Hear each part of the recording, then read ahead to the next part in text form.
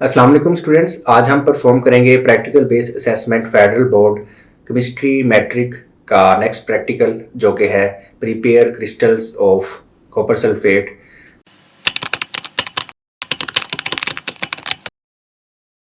इस प्रैक्टिकल में हमें जो केमिकल्स चाहिए होंगे उनमें है डिस्टिल वाटर और कॉपर सल्फेट। कॉपर सल्फेट को हम नीला थोथा भी कहते हैं। इस प्रैक्टिकल में हमें जो अपरेटस रिक्वायर्ड होगा उसमें है burner, tripod stand, beaker, measuring cylinder, filter paper, funnel, china dish, wash glass, mass balance और सैंड बाथ, और हमें स्टीरर भी इसमें चाहिए होगा। तो चलिए अब एक्सपेरिमेंट शुरू करते हैं और साथ साथ आपको मैं सारे कॉन्सेप्ट्स भी एक्सप्लेन करूंगा जो कि आपके प्रैक्टिकल बेस्ड असेसमेंट पे पॉसिबल क्वेश्चंस आ सकते हैं। तो सबसे पहले हम कॉपर सल्फेट को पानी में डिज़ोल्व करेंगे। इसमें हम डिस्टिल वाटर यूज़ कर रहे हैं ताकि पानी के जो बाकी मिनरल्स हैं वो इसके अंदर शामिल ना हो। टैप वाटर हम इसलिए नहीं यूज़ कर रहे क्योंकि आपको पता है कि टैप वाटर में बाकी साल्ट्स भी डिज़ोल्व होते हैं।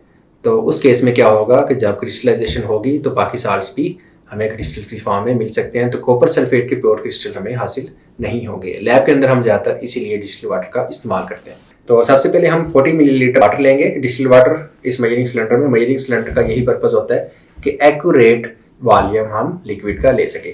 वाटर यहाँ पे एज ए सॉल्वेंट एक्ट करेगा और कॉपर सल्फेट हमारा एज ए सल्यूट एक्ट करेगा। सॉल्वेंट हम ऐसे चूज करते हैं कि उसमें हमारा सल्यूट डिजोल्व हो सके, उसमें जो बाकी इंप्योरिटीज होंगी वो डिजोल्व उसमें ना हो। मिसाल के तौर पे अगर कॉपर सल्फेट के अंदर कोई डस्ट मिक्स है, सैंड है, रेत है या मिट्टी है, तो वो पानी में डिजोल्व नहीं होगी, वो पानी में नीचे बैठ जाएंगी और कॉपर सल्फेट पानी में डिजोल्व हो जाएगा। इसलिए हम वाटर को चूज कर रहे हैं। तो डिस्टिल वाटर 40 मिलीलीटर हम लेके इस बीकर में डाल देंगे और 5 ग्राम इसमें कॉपर सल्फेट ले लेते हैं।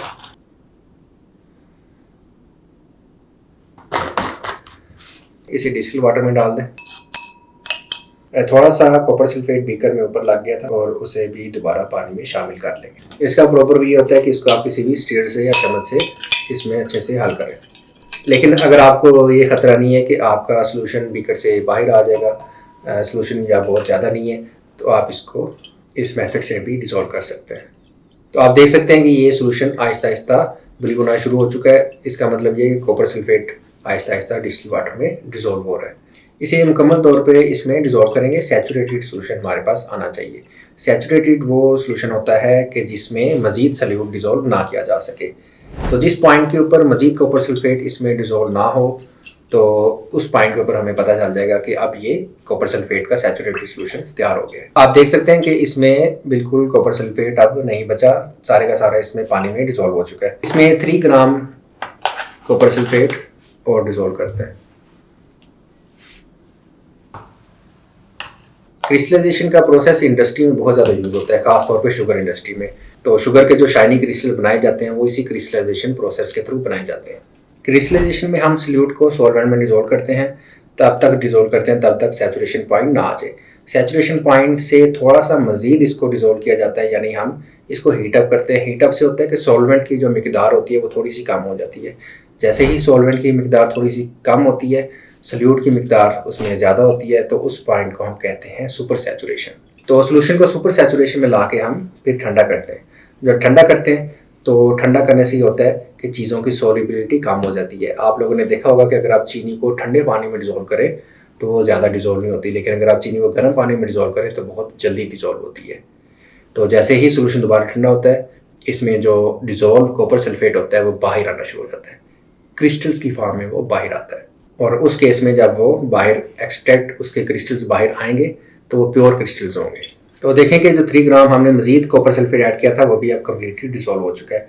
इसमें 2 ग्राम मजीद ले लेते हैं। हम ऐसा ऐसा क्वांटिटी कम करते जा रहे हैं क्योंकि सैचुरेशन पॉइंट नज़दीक आता जा रहा है। तो अब इसमें हम 2 ग्राम मजीद डिसॉल्व करते हैं।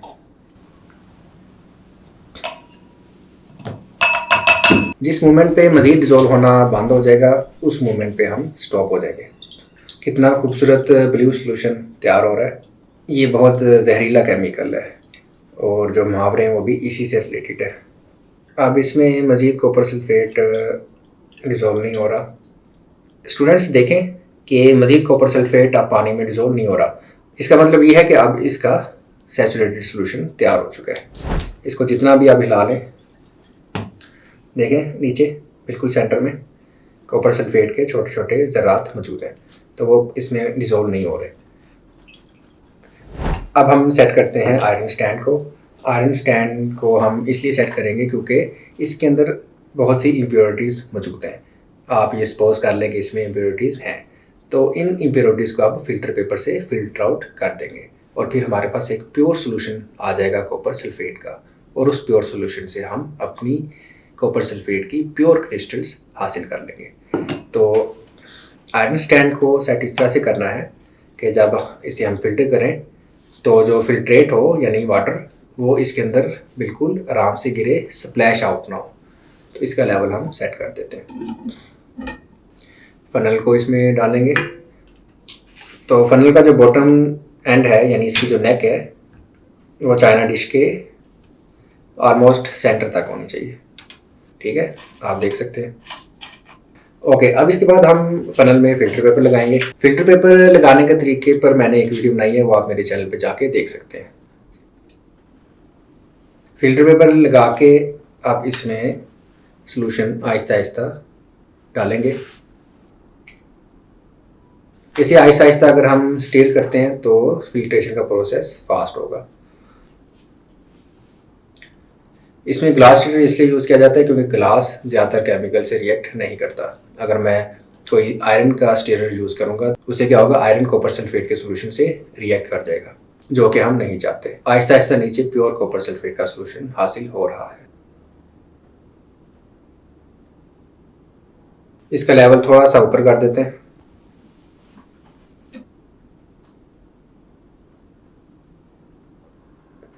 वीगर साइड पे करते हैं और इसे साथ साथ आप स्टेयर करते गए। ये फिल्ट्रेट का आखिरी बैच था। फिल्ट्रेट ख़त्म हो चुका है और सारे का सारा हमारा फिल्ट्रेट नीचे चाइना डिश में इकट्ठा हो रहा है। आप देख सकते हैं ये सारा फिल्ट्रेट नीचे चाइना डिश में जा चुका है। तो फनल को साइड पे करते हैं। अब हम यूज़ करेंगे सैंड बाथ को। सैंड बाथ को क्यों यूज़ किया जाता है, इसका क्या मकसद होता है? तो सैंड बाथ को हम इसलिए इस्तेमाल करते हैं ताकि हीट यूनिफॉर्म तरीके से हो। कोई हीट के पॉइंट्स ऐसे क्रिएट ना हो जाए कि जहाँ पे चाइना डिश में हीट बहुत ज़्यादा हो और कुछ पॉइंट्स के ऊपर हीट कम हो। उससे चाइना डिश भी क्रैक हो सकती है और जो हमारा सोल्यूशन है वो भी ख़राब हो सकता है। उसमें अनइवन हीटिंग पॉइंट्स क्रिएट हो सकते हैं। तो यूनिफॉर्म हीटिंग के लिए सैंड बाथ को यूज़ किया जाता है। अब चाइना डिश को इसमें फिट करते हैं। इसे साइड पे कर देते हैं। अब बर्नर और ट्राइपॉड स्टैंड का यूज़ होगा। बर्नर ऑन करते हैं, लाइट फ्लेम पे ऑन करेंगे, बिल्कुल स्लो हीट करेंगे।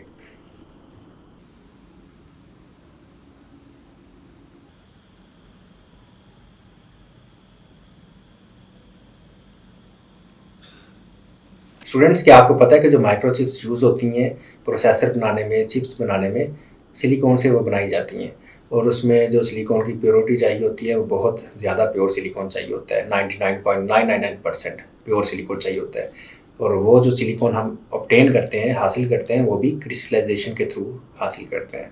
इसे तब तक हीट करेंगे जब तक ये क्रिस्टलाइजेशन पॉइंट तक ना पहुँच जाए। क्रिस्टलाइजेशन पॉइंट कॉपर सल्फेट के लिए होता है 1/3 ऑफ इट्स सैचुरेटेड सोल्यूशन। तो अभी ये सैचुरेटेड सोल्यूशन है और इसको तब तक हम इवेपोरेट करेंगे जब तक ये 1/3 वॉल्यूम में ना रह जाए। उस पॉइंट के ऊपर एक इसका ग्लास रो टेस्ट भी होता है, तो वो भी इसके ऊपर परफॉर्म करेंगे।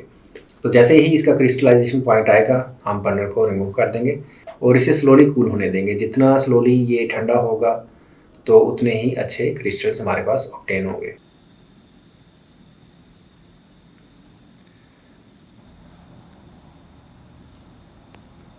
थोड़ा ये टाइम टेकिंग प्रोसेस होता है और इसमें आपको सब्र से काम लेना पड़ेगा। आप इसका टेम्परेचर भी चेक कर सकते हैं कि इस वक्त ये किस टेम्परेचर के ऊपर हीट अप हो रहा है।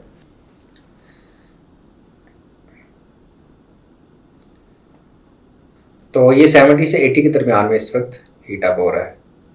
सोल्यूशन को हमने बहुत आहिस्ता से हीट करना है, पानी को बॉयल बिल्कुल नहीं करना। तो इसका टेम्परेचर अभी 70 से 80 डिग्री के दरमियान में था, तो ये बिल्कुल ठीक है।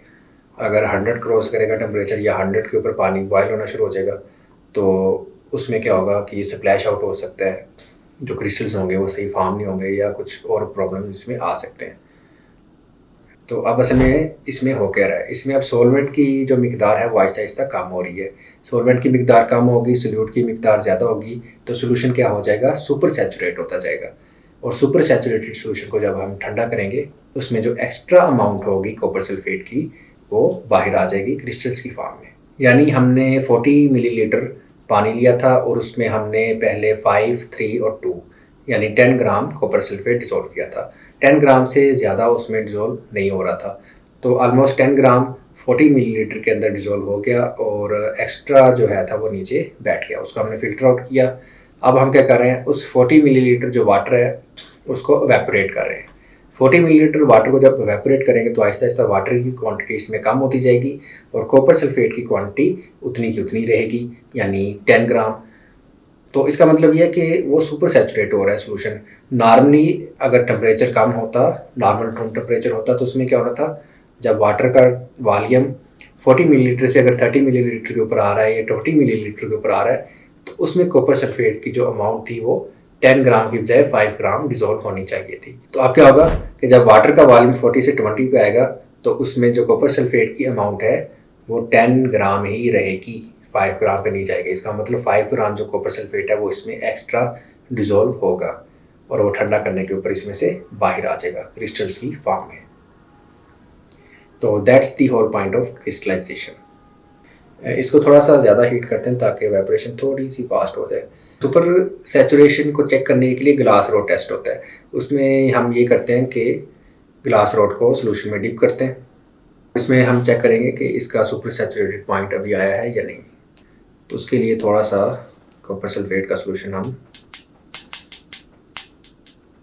साइड पे लेंगे और इसे ब्लो ऑफ करेंगे, यानी ठंडा करेंगे। तो अगर ये सुपर सैचुरेट हो गया होता तो इसमें क्रिस्टल बनते नज़र आते, क्योंकि आपको बनते नहीं नज़र आ रहे, तो इसका मतलब ये है कि ये सुपर सैचुरेट स्टेट में भी नहीं है, तो इसे हमें मज़ीद एवेपोरेट करना पड़ेगा। Solution is getting darker and darker. आप देख सकते हैं कि सोल्यूशन का कलर डार्क ब्लू होता जा रहा है। इसका मतलब ये है कि सोल्यूशन ज़्यादा कंसनट्रेट हो रहा है, तो इसे थोड़ा टाइम और कंसनट्रेट होने देते हैं।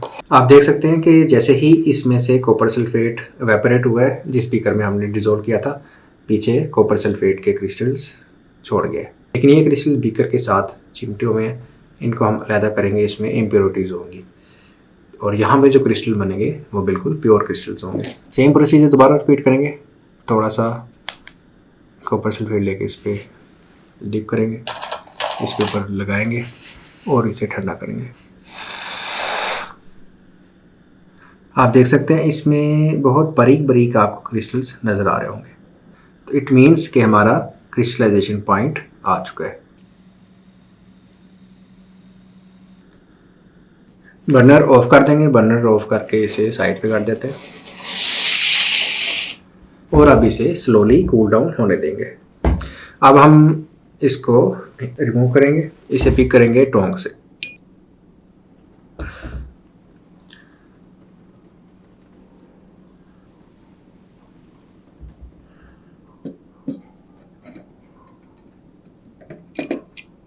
अब इसे स्लोली कूल डाउन होने देंगे और इसके ऊपर हम रख देंगे वाश ग्लास। वाश ग्लास से क्या होगा कि जो हॉट वेपर्स होंगे वो इसमें से फ़ौरन बाहर नहीं निकलेंगे। ऊपर वाश ग्लास से टकराएंगे, दोबारा नीचे जाएंगे, तो इसमें जो हीट है वो ज़्यादा देर तक मेंटेन रहेगी और ये मज़ीद स्लोली कूल डाउन होगा। तो अब इसको कुछ टाइम के लिए छोड़ देते हैं और जैसे स्लो कूल होगा इसमें हमें क्रिस्टल बनते नज़र आते जाएंगे साथ साथ। स्टूडेंट्स, इतना बेहतरीन क्रिस्टल तैयार हुआ है और बिल्कुल डायमंड की तरह का क्रिस्टल तैयार हुआ है। आपको दिखाता हूँ मैं, ये देखें। So I think I made diamond in my lab. कितना मज़े का क्रिस्टल है और भी छोटे छोटे और भी क्रिस्टल्स तैयार हुए। तो इसमें जितनी स्लो कूलिंग आप करेंगे उतना आपके पास बड़ा क्रिस्टल तैयार होगा। फास्ट कूलिंग करेंगे तो छोटे छोटे बेशुमार क्रिस्टल्स आपके पास आ जाएंगे।